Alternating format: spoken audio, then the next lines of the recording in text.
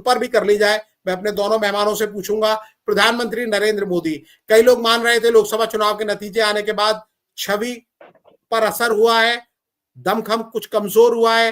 अब हरियाणा, उसके बाद महाराष्ट्र जीत के बाद, सिंह साहब पहले मैं आपसे जानूंगा, संक्षेप में बताइएगा अब क्या स्थिति देख रहे हैं प्रधानमंत्री नरेंद्र मोदी की। चेहरे कहीं है इसलिए संक्षेप में बताएंगे तो जल्दी बात खत्म होगी। जी, ये चुनाव, जो लोकसभा का चुनाव हुआ था, उसके टाइम में जो एक बनाया गया धारणा, और उसका खास करके जब रिजल्ट आया था तो, कि मोदी जी का ग्राफ बहुत तेजी से गिर रहा है और अब बहुत जल्दी राजनीति में अप्रासंगिक हो जाएंगे। लेकिन हरियाणा और अब महाराष्ट्र रिजल्ट ने साबित कर दिया है, कि साबित ही नहीं कर दिया है बल्कि जनमानस उसको स्वीकार करने लगा है, और नेशनल लेवल पर भी और इंटरनेशनल लेवल पर भी ये स्वीकार किया जाने लगा है कि मोदी जी का पहले से भी ज्यादा व्यक्तित्व स्ट्रांग हुआ है, और उनका ग्राफ बहुत ऊंचा चला गया है, और इतना ऊंचा कि अब उस शिखर को और किसी के लिए मैच कर पाना बहुत असंभव है, मुश्किल है। जी जी जी जी, डॉक्टर साहब आप क्या कहेंगे? मैं सिंह साहब से सहमत हूं, और मैं सलाह दूंगा कांग्रेस जैसी पार्टी को कि आप चुनाव से बाहर हो जाइए, आम लोगों की सेवा कीजिए, चुनाव मत लड़िए, क्योंकि जब तक जिंदा है मोदी जी, चुनाव लड़ने की कोई जरूरत नहीं है। हाँ, हम तो दुआ करेंगे इनकी उम्र लंबी हो और स्वस्थ रहें, अच्छा नेतृत्व कर रहे हैं। ये आपकी अपनी राय है। बहुत एक सेकंड वात्सल्य जी, एक सेकंड। वो डॉक्टर साहब एक व्यंग्यात्मक शैली में अपनी बात उन्होंने कहा है कि जब तक मोदी जी जिंदा हैं चुनाव लड़ने की आवश्यकता नहीं है। लेकिन मैं एक चीज और बता दूं, थोड़ा सा भले ही लंबा हो जाए लेकिन बहुत प्रासंगिक चीज है। डॉक्टर साहब, आप कांग्रेस से जुड़े हुए हैं, कांग्रेस के सिंपैथाइजर हैं, ठीक है, लेकिन आपने, आपकी पार्टी ने या कांग्रेस पार्टी ने या कांग्रेस नीति गठबंधन ने जो गलतियां की हैं वो ये है कि ओवैसी की पार्टी से लोग इतना घबरा गए कि all India personal law board, all India उलेमा बोर्ड, इन लोगों के मौलानाओं को 17 सूत्री मांगों को एक्सेप्ट करना, उन लोगों से मांगे बनवाकर सामने लाना, उसको मीडिया में प्रचारित करना, और उसको उन लोगों को फ्रंट पर लाकर मीडिया में उनके बयान दिलवाना कि महा अघाड़ी के पक्ष में वोट दीजिए ताकि भाजपा को हराया जा सके, ताकि भाजपा को हिंदू राष्ट्र बनाने से रोका जा सके। इन सब चीजों से घबराहट में जो किया गया दनादन काम, और इसका घबराहट का एकमात्र कारण था ओवैसी से इन लोगों का डर। इतनी छोटी छोटी बातों से आप डर कर इस तरह की हरकतें करेंगे तो निश्चित रूप से आपको पराजय का सामना करना पड़ेगा, और उसके लिए आप चाहे जितना भी मोदी जी के पर्सनालिटी पर व्यंग्यात्मक बाण चलाएं, उससे कोई फर्क नहीं पड़ने वाला है। जी जी, आगे बढ़ते हैं। गृह मंत्री अमित शाह, जिन्हें माना जा रहा है इस जीत के पूरे आर्किटेक्ट हैं, इनकी छवि को भी मजबूती मिली है महाराष्ट्र, क्योंकि जब दो फाड़ हुए थे शिवसेना के और एनसीपी के, तो सबसे ज्यादा सवालों के घेरे लगाए गए थे अमित शाह साहब पर। उत्तर प्रदेश में जब भारतीय जनता पार्टी की हार हुई थी, यानी 62 से घटकर 33 सीटें रह गई थी लोकसभा के अंदर, तब भी यह माना गया था कि अमित शाह साहब और योगी आदित्यनाथ जी में सब कुछ ठीक नहीं है और इसीलिए भाजपा का प्रदर्शन पर असर पड़ा है। तो महाराष्ट्र और उत्तर प्रदेश दोनों के जो नतीजे आए हैं, उसके बाद माना जा रहा है कि इनकी छवि को सबसे ज्यादा मजबूती मिली है, क्योंकि सारे फैसले महाराष्ट्र के अंदर कहीं ना कहीं अमित शाह साहब ने लिए, ऐसा बताया जाता है। जी सिंह साहब। जी, इसमें एक चीज है कि जैसे 2019 के चुनाव में उद्धव ठाकरे भाजपा के साथ अलायंस करके चुनाव लड़े थे, बाद में वो विपक्ष के साथ जाकर सरकार बना लिए, तो इसका एक तरह से बदला लिया अमित शाह ने उनकी पार्टी को तोड़कर और ये सारी चीजों करके। तो उसके बाद लेकिन जब 2024 का लोकसभा चुनाव हुआ, उसमें जो 37 सीटों पर जीत गई सपा और 6 सीटों पर कांग्रेस, तो इसको देखा जाने लगा और पूरे देश में एक मैसेज गया कि अमित शाह ने जानबूझकर योगी आदित्यनाथ जी के साथ एक झगड़ा खड़ा किया, और इन दोनों के आपसी विवाद, आपसी मतभेद और आपसी तरह तरह की चीजों का नतीजा रहा कि यूपी जैसे सबसे बड़े स्टेट में, 80 लोकसभा सीटों वाली स्टेट में भाजपा को बहुत बुरी तरह मात खानी पड़ी, और इसी तरह का चीजें जारी रहेगी तो आगे आने वाले दिनों में भाजपा के लिए बहुत मुश्किल होगा। इसका भाजपा ने एक रणनीतिक काम किया कि सीधे पर्दा के पीछे ले जाकर बैठा दिया अमित शाह को, और लंबे समय तक वो पर्दा के पीछे बैठे रहे। और हम लोग पिछले दिनों भी चर्चा किए कि मोदी जी के बाद लेफ्टिनेंट जनरल के रूप में काम किए हैं शिवराज सिंह चौहान, हेमंता बिस्वा शर्मा, डॉक्टर मोहन यादव, योगी आदित्यनाथ। लेकिन ये पहली बार हुआ है उतने दिनों के बाद कि अमित शाह भी एक प्रमुख, बल्कि सब में सीनियर लेफ्टिनेंट जनरल के रूप में महाराष्ट्र में काम किए हैं। और इस बार जो जबरदस्त सफलता इनको मिली है, वहां जो माइक्रो मैनेजमेंट किए हैं, बूथ स्तर तक कार्यकर्ताओं को मोटिवेट किए हैं, मोबिलाइज किए हैं, उसका एक फायदा इनको इमेज के रूप में मिलेगा। और आज के बाद से इनकी इमेज फिर से एक सकारात्मक रूप में लोगों के बीच जाने लगी है। जी जी डॉक्टर साहब, आप क्या कहेंगे? मुझे जो जानकारी प्राप्त है उसके अनुसार ये पीछे से देख रहे थे झारखंड, नेतृत्व इनका था, फ्रंट पे काम कर रहे थे हेमंत बिस्वा शर्मा, शिवराज सिंह, लेकिन ये मूल रूप से यही आर्किटेक्ट थे झारखंड के।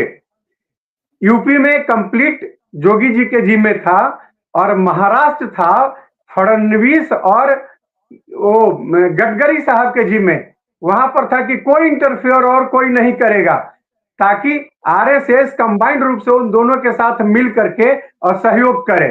और मुझे लगता है कि उसी का प्रतिफल ये रिजल्ट है। जी, लेकिन महाराष्ट्र के बारे में शायद जानकारी आपकी गलत है। बिल्कुल झारखंड में भी योजना इन्होंने ही बनाई। घुसपैठ का मुद्दा जब सबसे पहले अमित शाह साहब ने उठाया, उसके बाद प्रधानमंत्री नरेंद्र मोदी तक हर नेता ने इसके बारे में बात की। लेकिन चाहे वो गठबंधन हो, सीट बांटना हो महाराष्ट्र के अंदर, मुख्यमंत्री का फैसला चुनाव के बाद होगा, ये सारे फैसले अमित शाह साहब ने लिए, और ये तो ऑन रिकॉर्ड है। आपकी जानकारी अपनी जगह ठीक हो सकती है, लेकिन ऑफिशियली जानकारी जो सामने आई है, और तमाम लोग श्रेय भी, आज भी देवेंद्र फडणवीस साहब ने कहा, हमारे नेता गृह मंत्री साहब, उन्होंने ये बयान दिया, और उन्होंने मोदी जी के इक्वल ही नाम लिया है आज अमित शाह साहब का। डॉक्टर साहब, आपकी जानकारी को मैं चैलेंज नहीं कर रहा हूं।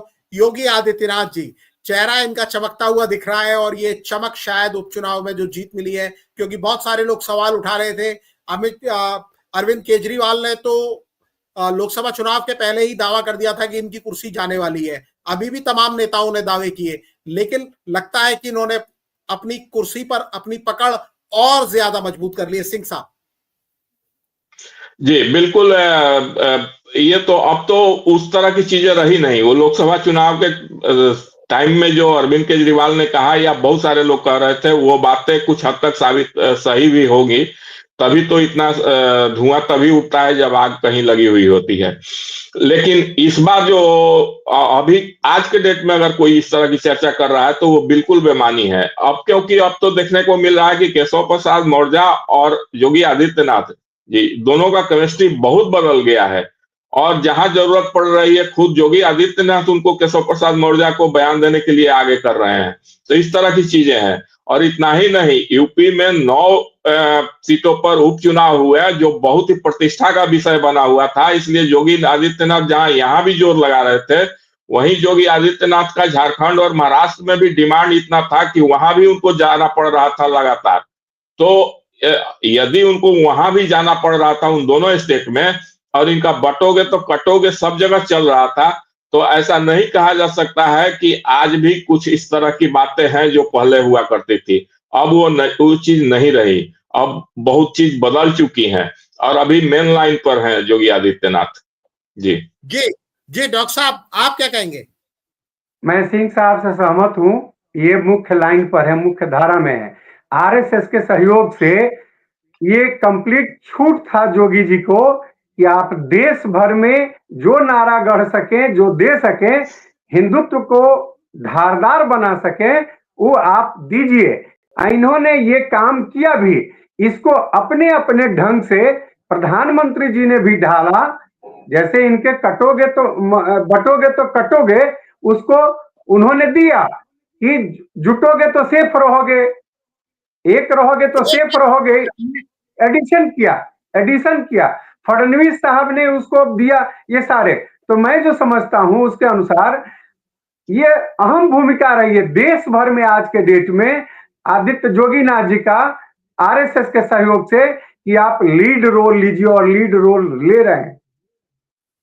जी बिल्कुल, तो लीड रोल ले रहे हैं सोरेन साहब। आज अगर इनकी बात नहीं होगी तो फिर कब होगी? जेल गए, जेल से बाहर आए, मुख्यमंत्री बने, इनके सहयोगी जिनको इन्होंने मुख्यमंत्री अपनी जगह बनाया था, कलहन के टाइगर, इनको छोड़ के चले गए, चंपाई सोरेन, और इनको घेरने की पूरी कोशिश की गई। केंद्र सरकार के दो दिग्गज लोग इसमें लगे, और शिवराज सिंह चौहान तो लगातार कैंप करते रहे, हिमंता बिस्वा शर्मा भी लगातार वहां रहे।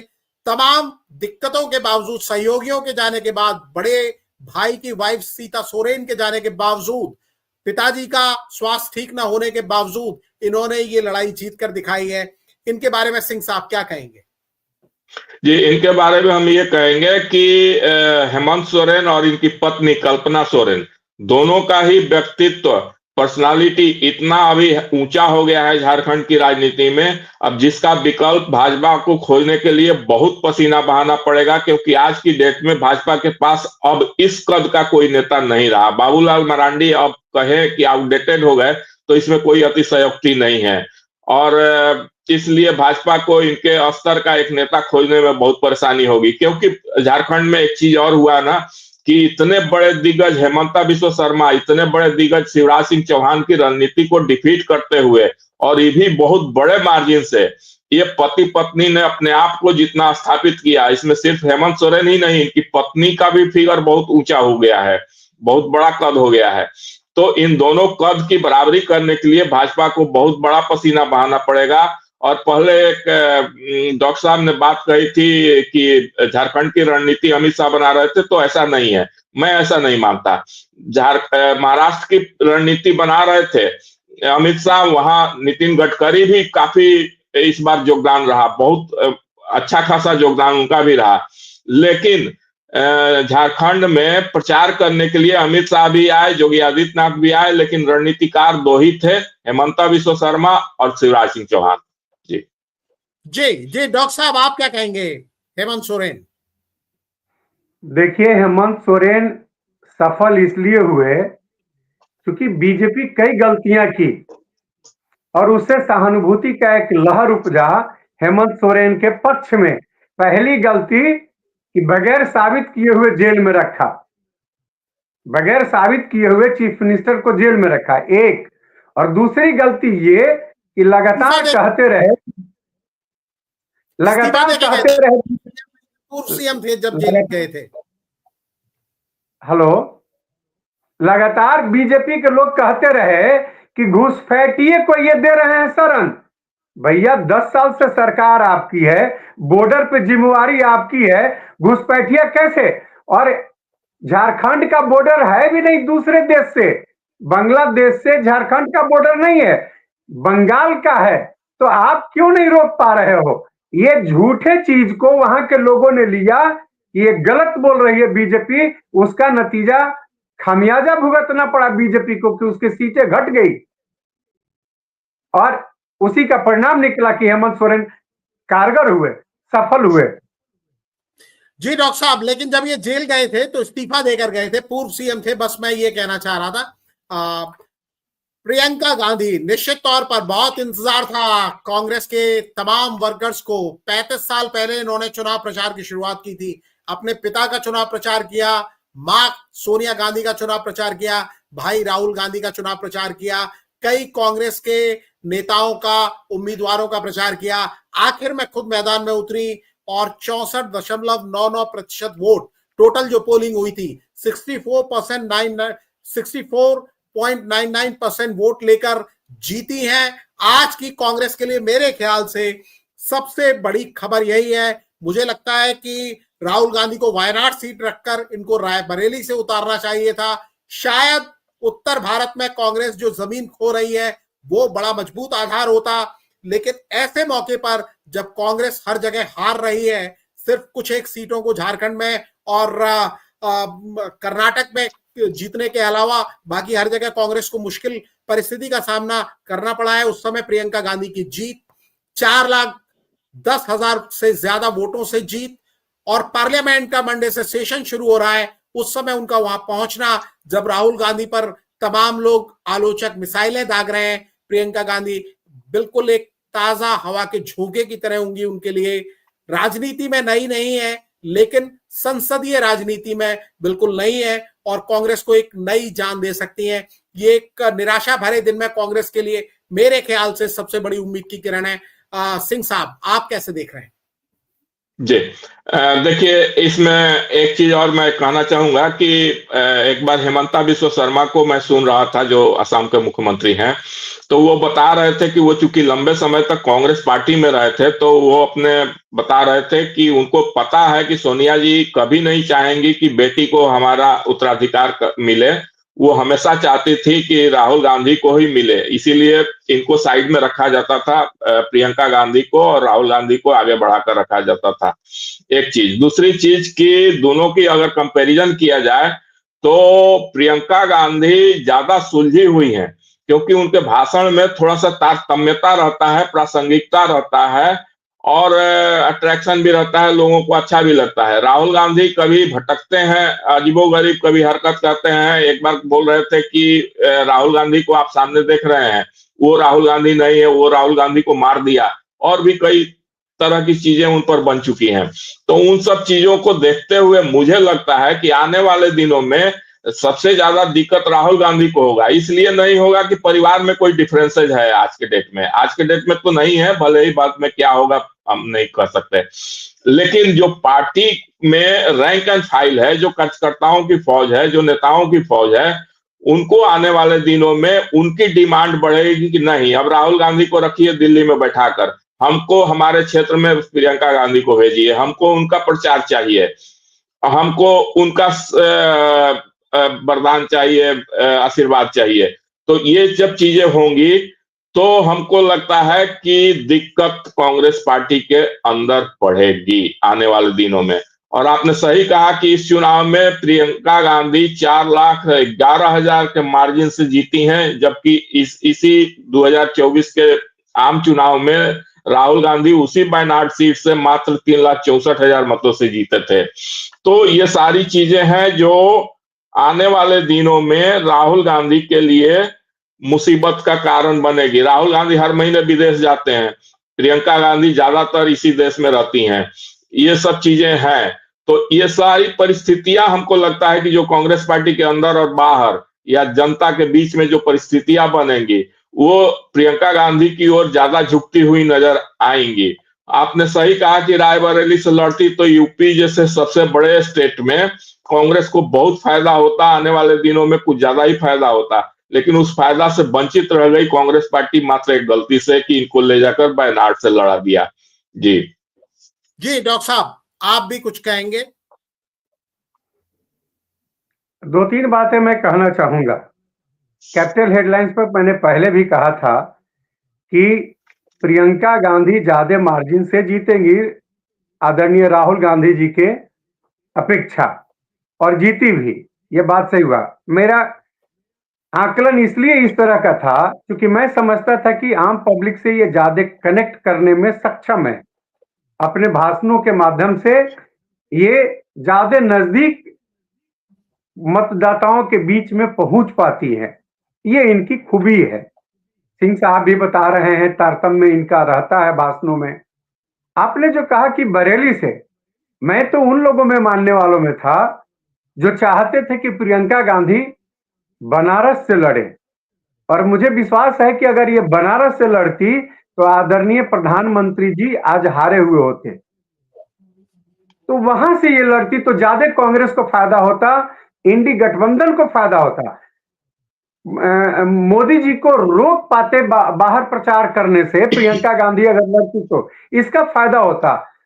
ये जरूर निश्चित है कि कांग्रेस को आने वाले समय में प्रियंका गांधी के नेतृत्व से फायदा होने वाला है। अब जब ये पार्लियामेंट में गई है, लोकसभा में, वहां पर सोनिया जी नहीं है, वहां कमान ये संभालेंगी और एक एमपी के हैसियत से भी देश भर में कांग्रेस वर्करों के बीच में जाएंगी। इनकी भूमिका अहम रहेगी। जहां तक राहुल गांधी की बात है, राहुल गांधी को पद और ये सब चीजों से बहुत ज्यादा लेना देना नहीं है, पद प्रतिष्ठा